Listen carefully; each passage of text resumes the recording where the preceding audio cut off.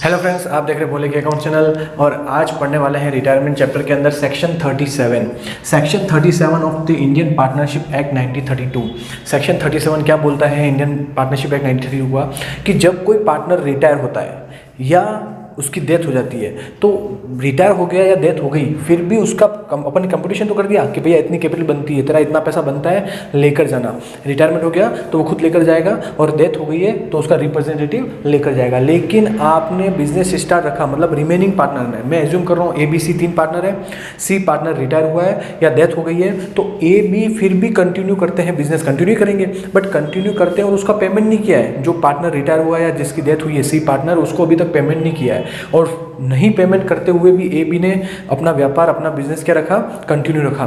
तो क्या होगा सर, तो एक कंसेप्ट है सेक्शन 37 का कि आपने उसको पेमेंट नहीं किया है तो उसके रिप्रेजेंटेटिव या उस पार्टनर को ये राइट है कि वो अपनी जो कैपिटल लगाई है, उसका पैसा लगा के आपने बिजनेस किया है, उसको पेमेंट नहीं किया है अभी तक, तो उस कैपिटल पे 6% इंटरेस्ट पे करना पड़ेगा पर एनम के हिसाब से, या फिर प्रॉफिट में कैपिटल रेशो के हिसाब से प्रॉफिट देना पड़ेगा। जो प्रॉफिट हुआ है फर्म को, उस फर्म के प्रॉफिट में से जब तक उसको पेमेंट नहीं करोगे तब तक का जो प्रॉफिट हुआ है वहाँ उस प्रॉफिट में उसको कैपिटल रेशो में पार्ट दिया जाएगा। अब देखो क्या कंसेप्ट है, if there is no agreement among the partner, कोई एग्रीमेंट नहीं है, देन आउटगोइंग पार्टनर और his representative have the choice to get either the following.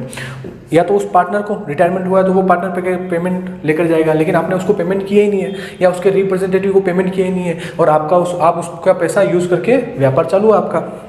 तो दो ऑप्शन है, first interest at the rate 6% per annum on the balance sheet balance amount. Balance amount का मतलब जो वो पैसा मांगता है, सी बंदा जो पेमेंट मांगता है उसके ऊपर 6% पर एनम के हिसाब से ब्याज देंगे जितने महीने तक पेमेंट आपने नहीं किया है। क्लियर हुआ। और सेकेंड ऑप्शन क्या है, share in profit earn proportionate to his amount outstanding to total capital.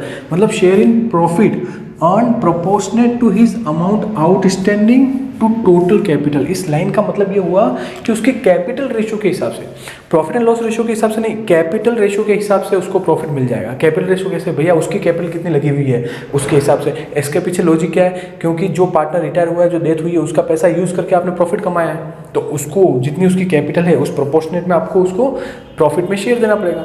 तो देखो एक फॉर्मूला है शेयर इन प्रॉफिट का, शेयर इन प्रॉफिट, प्रॉफिट ये कौन सा प्रॉफिट, जब वो रिटायर हुआ, जब उसकी डेथ हुई, वहाँ से लेकर नेक्स्ट बैलेंस शीट तक जो प्रॉफिट होगा वो profit multiply by outstanding amount of outgoing partner. जिसकी डेथ हुई है, जो रिटायर हुआ है, मान लो C पार्टनर, तो C इज कैपिटल, यहाँ पे C की कैपिटल लिखोगे, जो अमाउंट ड्यू है C इज कैपिटल ड्यू, जो पैसा देना बाकी है।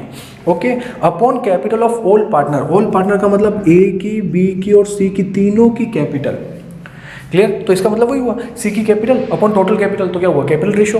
तो profit into outstanding amount of outgoing partner upon capital of total partner. Clear हुआ आपको। तो सेक्शन 37 क्या बोलता है, शॉर्ट में समझाता हूँ मैं आपको। सेक्शन 37 ये बोलता है जब कोई पार्टनर रिटायर होता है या डेथ होती है तो उसके रिप्रेजेंटेटिव या उसको बिना पेमेंट किए हुए, उसको पेमेंट नहीं किया है और फिर भी बिजनेस स्टार्ट है रिमेनिंग पार्टनर का, तो उसके रिप्रेजेंटेटिव या उसको ये राइट है, उसको ये अधिकार है कि वो अपनी कैपिटल, जब तक वो पेमेंट नहीं करेंगे, जब तक 6% पर एनम के हिसाब से आउटस्टैंडिंग अमाउंट पे 6% पर एनम के हिसाब से इंटरेस्ट और जो प्रॉफिट कमाया उसमें शेयर, दोनों में से कोई भी ऑप्शन वो ले सकता है। क्लियर। अब एक सिंपल सी बात है, दोनों ऑप्शन में से कोई एक ऑप्शन उसको मिलेगा। अब मैं एग्जांपल लेता हूँ कि सर 6% इंटरेस्ट बना, मान लीजिए 6000 और प्रॉफिट में उसका रेशियो आया 15000, तो बताइए उसका रिप्रेजेंटेटिव या वो पार्टनर कौन सा ऑप्शन लेगा। सिंपल सी बात, ज़्यादा पैसा वही लेगा, तो 15000 ही लेगा। ओके, तो ऑप्शन होता है, दोनों में से वो कोई भी चॉइस कर सकता है और दोनों में से जो हायर होगा वही चॉइस करेगा।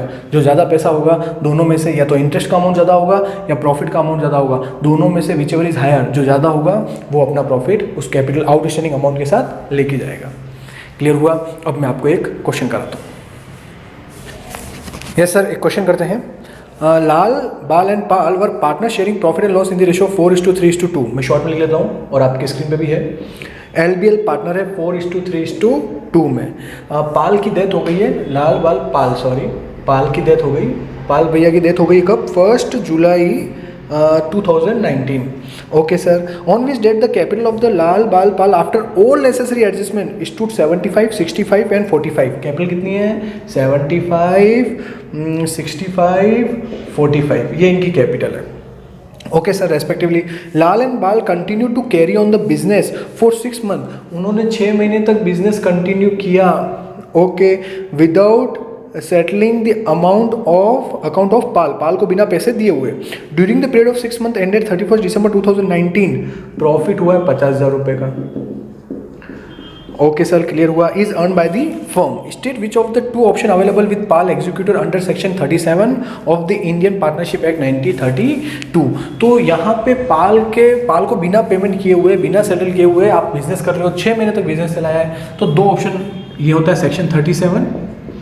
देखो कितनी बार क्या होता है कि एग्जाम में सेक्शन 37 लिखा हुआ नहीं आएगा. अपने को ध्यान रखना है कि बिना पेमेंट किया है और बिजनेस कंटिन्यू कर रहे हो तो ऑप्शन आ जाए उसके पास कि कितना पेमेंट होगा, तो अपने को माइंड में आना चाहिए कि सेक्शन 37 एप्लीकेबल होगा.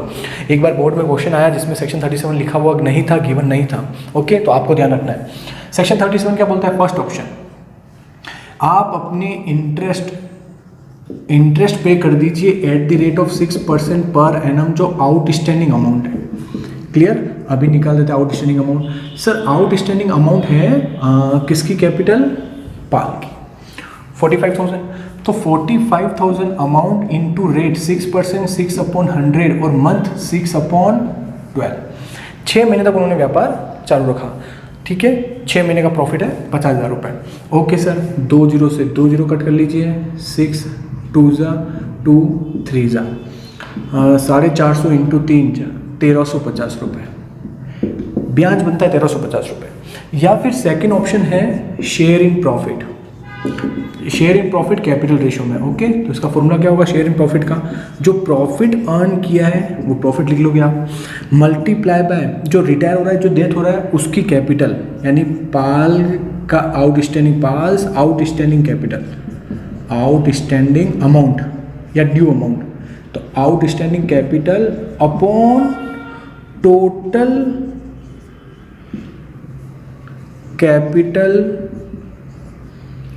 Capital of all partners.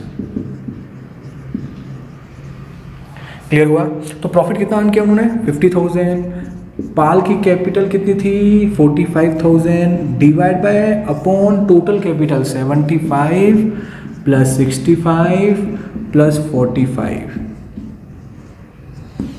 Okay, 50,000 multiply by 45,000 और डिवाइड बाय आ जाएगा 75 और 65, 80 8 6 14 140 185. 3 जीरो से 3 जीरो कट हो गए.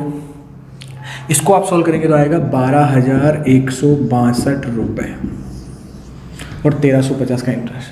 तो अब पाल के जो एग्जीक्यूटिव हैं, रिप्रेजेंटेटिव हैं, उनके पास 2 ऑप्शन है, या तो इंटरेस्ट ले सकते हैं या प्रॉफिट ले सकते हैं. तो मुझे आप बताइए दोनों में से कौन सा ऑप्शन लेंगे? वो बिल्कुल प्रॉफिट ही लेंगे.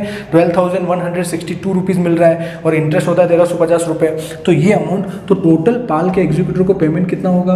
45,000 तो उसकी कैपिटल का पेमेंट करना ही है और 12,162 का प्रॉफिट पे करना है.